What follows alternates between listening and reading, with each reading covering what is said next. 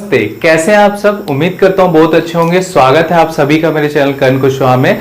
Last class में मैंने आपको पीबी रेशियो बताया था, that means price to book value. उम्मीद करता हूं आपने उस वीडियो को देखा होगा। अगर आपने उस वीडियो को नहीं देखा है तो डिस्क्रिप्शन बॉक्स में मैंने आपको अपने शेयर मार्केट के प्लेलिस्ट का लिंक दिया है।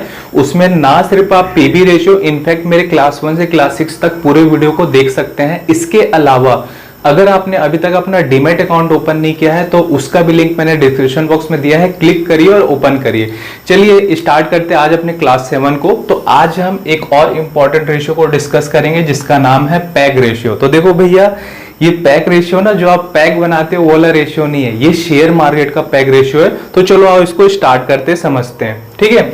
तो मैं आपको एक रिकमेंडेशन करूंगा कि पैग रेशियो को समझने से पहले ना आप पी रेशियो को समझो। मैंने अपने क्लास 5 में पी रेशियो को आपको बहुत अच्छे से डिटेल से बताया था। अगर आप पी रेशियो को समझ गए होगे तो डेफिनेटली पैग रेशियो को बहुत अच्छे तरीके से समझ जाओगे। तो चलो समझते हैं कि पैग रेशियो एक्चुअली में होता क्या है।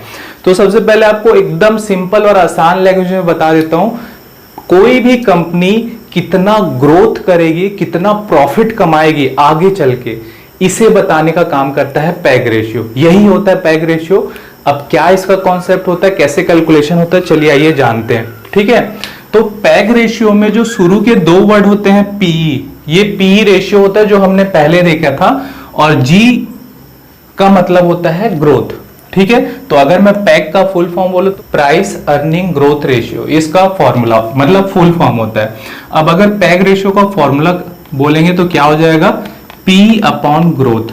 मतलब किसी कंपनी का पी को हम अगर ग्रोथ से डिवाइड कर देंगे तो हमें पैग रेशियो मिल जाएगा। चलो अब पैग रेशियो को समझाने के लिए ना मैं आपको कुछ एग्जांपल लेता हूं ताकि आप इसे अच्छे तरीके से समझ पाओ। सपोज मैं 3 कंपनी लेता हूं, ए बी सी, ठीक है। कंपनी ए पहले साल में 10% का प्रॉफिट करती है, ठीक है। कंपनी बी पहले साल में 10%, तीनों पहले साल में 10-10% का प्रॉफिट करते हैं।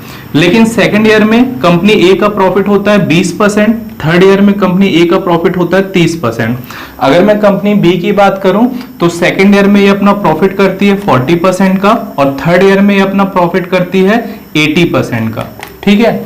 अगर मैं कंपनी सी की बात करूं तो इसका फर्स्ट ईयर में तो प्रॉफिट 10% का है, बट सेकंड ईयर में प्रॉफिट हो जाता है 100%, और थर्ड ईयर में प्रॉफिट हो जाता है 50%, ठीक है। अब देखो यहां पे जो मैं चीजें आपको समझाने वाला हूं उसको आपको बहुत ध्यान से समझने की जरूरत है, क्योंकि अगर आप इसे समझ गए तो आप पैग रेशियो को समझ जाओगे। चलो अब समझते हैं कि ये फंडा क्या है, ठीक है।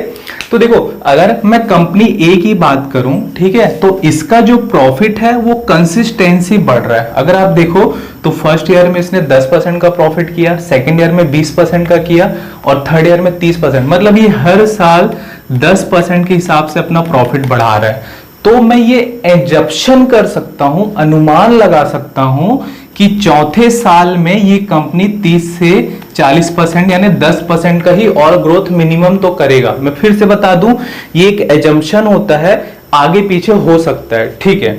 अगर मैं कंपनी बी की बात करूं तो अगर आप कंपनी बी को देखोगे तो पहले साल तो इसने 10% का प्रॉफिट किया, बट दूसरे साल इसने 40%, यानी कि यहाँ पे 30% सीधा बढ़ा। और अगर आप तीसरे साल देखोगे तो 80%, यानी यहां कितना बढ़ा, सीधा 40% बढ़ा। तो देखो दूसरे साल में 30%, तीसरे साल में 40%। तो अगर मेरे को इस कंपनी का अंदाजा लगाना रहेगा तो थोड़ा सा मुश्किल होगा। तो मैं ये बोल सकता हूं कि कम से कम 30% तो बढ़ेगा। जब फर्स्ट साल सेकेंड ईयर 30% बढ़ा और थर्ड ईयर 40% बढ़ा, तो आने वाले ये अपने साल में कम से कम मिनिमम 30% का ग्रोथ तो कर ही लेगा। आप समझ रहे हो, ठीक है। अब अगर मैं बात करूं थर्ड कंपनी की, तो देखो भैया पहले साल ना 10% बढ़ा, सेकंड ईयर सीधा 100% हो गया, बूम कर गया। मतलब ये 100% ग्रोथ हो गया, इसका सीधा 100% बढ़ गया, डबल कर लिया अपने आप को। और थर्ड ईयर फिर सीधा 50, यानी फिर डीप हो गया, फिर डाउन हो गया।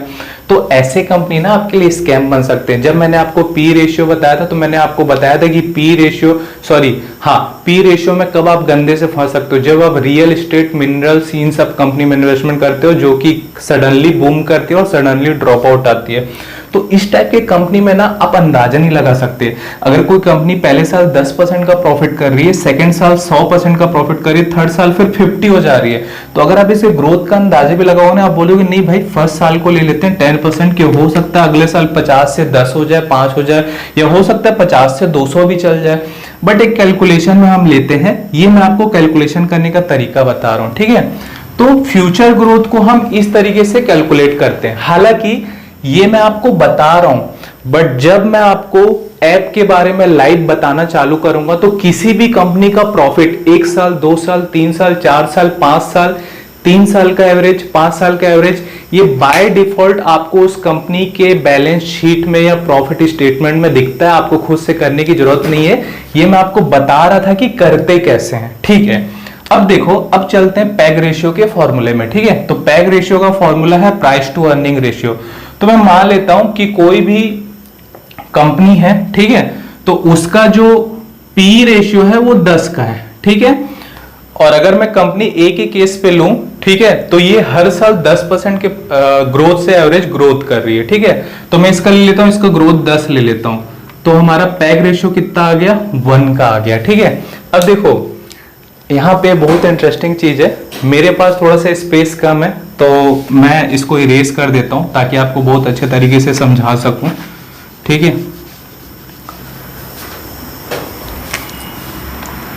देखो आप सब ने मैथ्स पढ़ा होगा, ठीक है। मैं आपको सिंपल सा एक एग्जांपल लेता हूं, ठीक है। सपोज मैं एक डाटा लिख रहा हूं 10/2, ठीक है। तो ये जो ऊपर वाला होता है ना, इसको न्यूमरेटर बोलते हैं और नीचे वाले को डिनोमिनेटर बोलते हैं, या अगर हिंदी में बोलूं तो ये अंश होता है, ये हर होता है, ठीक है। तो देखो कभी भी हर जितना ज्यादा बड़ा होगा अंश की वैल्यू उतनी कम आएगी, और हर जितना ज्यादा छोटा होगा अंश की वैल्यू उतनी बड़ी होगी। दैट मीन्स अगर मैं इसकी बात करूं तो ये 5 आएगा, लेकिन अगर मैं हर को बढ़ा दूं 3 कर दूं तो ये 5 की जगह 3 आएगा। दैट मीन्स हमें ये समझ आता है कि अगर डिनोमिनेटर बढ़ेगा तो न्यूमरेटर कम होगा, और अगर डिनोमिनेटर घटेगा तो न्यूमरेटर बड़ा होगा। ये आप समझ गए, ठीक है। अब एग्जांपल लेते हैं पैग रेशियो का। अगर पैग रेशियो का एग्जांपल लूं मैं, ठीक है, तो देखो ऊपर क्या है हमारा, पी है, नीचे हमारा क्या है, ग्रोथ है। तो आपको सिंपल से समझ आता है कि अगर किसी कंपनी का ग्रोथ बढ़ेगा तो पी क्या होगा, कम होगा। और आपको पता है पी जितना कम हो उतना आपके लिए अच्छा सौदा होता है। ये चीज मैंने आपको अपने पी रेशियो में बहुत अच्छे तरीके से बताया था। इनफैक्ट मैंने आपको ये भी बताया था कि अगर किसी कंपनी का पी ज्यादा है और वो कंटिन्यूअसली बहुत अच्छा या बहुत तेजी से प्रॉफिट कर रहा है तो भी आपका पी इनडायरेक्टली बाद में कम हो जाता है। मैं रिकमेंड कर रहा हूं, अगर आपने मेरे उस पी रेशियो वाली वीडियो को नहीं देखा है तो देखिए। तो यहां से मुझे ये समझ आ गया कि अगर मेरे कंपनी का ग्रोथ बढ़ेगा तो मेरा पी कम होगा, तो वो मेरे लिए बहुत अच्छी बात है। बट अगर मेरे कंपनी का ग्रोथ डाउन होगा तो मेरा पी बढ़ेगा, जो कि मेरे लिए महंगा सौदा है, अच्छी बात नहीं है। तो किसी कंपनी का पैग रेशियो 1 आ रहा है, दैट मीन्स वो अच्छी बात है। 1 आ रहा है दैट मीन्स जितना ग्रोथ है उतना उसका पी अच्छा है। तो देखो मैं जो आपका डाउट है ना एकदम क्लियर करना चाहता हूं, ठीक है। अब देखो ये जो है ना, मैं क्यों बोला 1 आना चाहिए, ये आपको बताना क्या चाह रहा है। अगर आप ऐसा करो कि इसको क्रॉस मल्टीप्लीकेशन कर दो, ठीक है, अगर आप इस 10 को इधर ले जाओ तो ये क्या हो जाएगा, price to earning ratio is equal to growth हो जाएगा, ठीक है। और क्योंकि ये पैग रेशियो है तो पैग के साथ ग्रोथ का मल्टीप्लीकेशन होगा। तो मुझे एक बात बताना, अगर आपका price to earning ratio growth के बराबर है तो अच्छा है ना, क्योंकि पी रेशियो का मतलब क्या होता है, अगर किसी कंपनी का पी रेशियो 10 है इसका मतलब क्या है, अगर कोई कंपनी 1 साल में जितना भी प्रॉफिट कर रही है उस प्रॉफिट का 10 गुना पैसा देके आप किसी कंपनी को खरीद रहे हो, तो पी रेशियो तो ऑलरेडी जितना होता है उतना गुना देते हो। तो अगर पी रेशियो 1 के बराबर है मतलब अच्छा है, अगर पी रेशियो 2 के बराबर है तो आप और ज्यादा पैसा देके खरीदोगे। इसीलिए बोलते हैं कि किसी भी कंपनी का जो पैग रेशियो होता है वो हमेशा 1 या 1 से कम होना चाहिए। अगर किसी कंपनी का पैग रेशियो 1 के बराबर है तो वो फेयर वैल्यू है, मतलब वो बहुत सही है। बट जैसा कि मैंने आपको अभी न्यूमरेटर और डिनोमिनेटर वाला एग्जांपल बताया, अगर किसी कंपनी का ग्रोथ कम होता है दैट मींस पी क्या होगा, बढ़ेगा। पी बढ़ेगा तो आपका पैग रेशियो बढ़ेगा, तो वो आपके लिए महंगा साबित हो सकता है। तो देखो यहां से एक स्टेटमेंट निकल के आता है कि अगर किसी कंपनी का पैग रेशियो 1 के बराबर है तो आपके लिए फेयर डील है, ठीक है। अगर किसी कंपनी का पैग रेशियो लेस देन 1 है तो आपके लिए बहुत अच्छा डील है। आपको फिर सिग्नल मिलता है कि आप उस कंपनी के शेयर को बाय कर सकते हो। और किसी कंपनी का शेयर 1 से बहुत ज्यादा कम है, 0.5 है, 0.6 है, तो ये और स्ट्रॉन्ग बाय का आपको सिग्नल मिलता है कि भैया आपको लेना ही है। लेकिन इसके पीछे एक बहुत बड़ा कॉन्सेप्ट है, मैं आपको बताता हूं। वहीं पे अगर किसी कंपनी का पैग रेशियो 2 है दैट मींस आपको ये सिग्नल मिलता है कि आप सेल करो। अगर किसी कंपनी का 2 से और ज्यादा है तो आपको ये सिग्नल मिलता है कि भैया जल्दी सेल करो। लेकिन देखो अब यहाँ पे मेन फंडा आता है, अगर ये जो ग्रोथ है इसको मैं 10 की जगह 5 कर दूं तो यहाँ पे पैग रेशियो कितना आ जाएगा, 2। तो आपको ये तो समझ आ गया कि किसी कंपनी का अगर ग्रोथ ज्यादा होगा तो मेरा पी कम होगा, अगर ग्रोथ कम होगा तो पी ज्यादा होगा, और पैग रेशियो हमेशा 1 या 1 से कम होना चाहिए। तो अगर किसी भी कंपनी का पैग रेशियो 1 से कम है तो उसे अंडर वैल्यूड बोलते हैं। अंडर वैल्यूड कंपनी क्या होती है मैंने आपको पहले बता चुका है, तो वो आपके लिए अच्छा होता है। लेकिन अभी तक मैं आपको ये बता दूं, पैग रेशियो में उम्मीद करता हूं आपको बहुत अच्छे तरीके से समझ आ गया होगा। लेकिन मैंने आपको बताया कि पैग रेशियो का जो बेस है वो बेस ही एजम्पशन है कि फ्यूचर में कोई कंपनी कितना ग्रोथ करेगी उसे देखते हैं।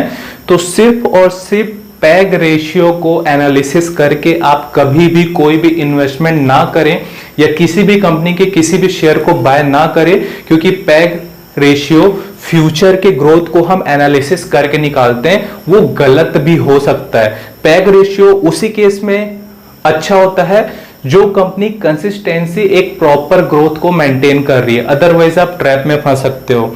दूसरा मैं आपको यह बताना चाहूंगा कि पैग रेशियो ना, जो कंपनी बहुत हाई डिविडेंड पे करती है उस केस में पैग रेशियो अप्लाई नहीं होता।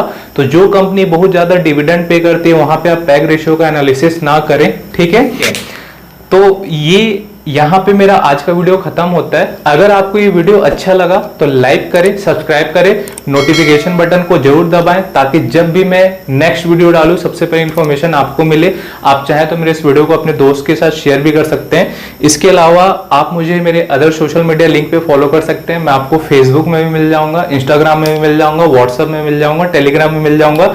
सभी का लिंक मैंने अपने नीचे डिस्क्रिप्शन बॉक्स में दे के रखा है, आप जाइए, विजिट, सर्च, सब्सक्राइब जरूर करिए। चलिए मिलते हैं अपने नेक्स्ट क्लास में एक नई रेशियो को समझने के लिए। तब तक खुश रहिए, बिंदास रहिए, लाइफ के मजे लीजिए।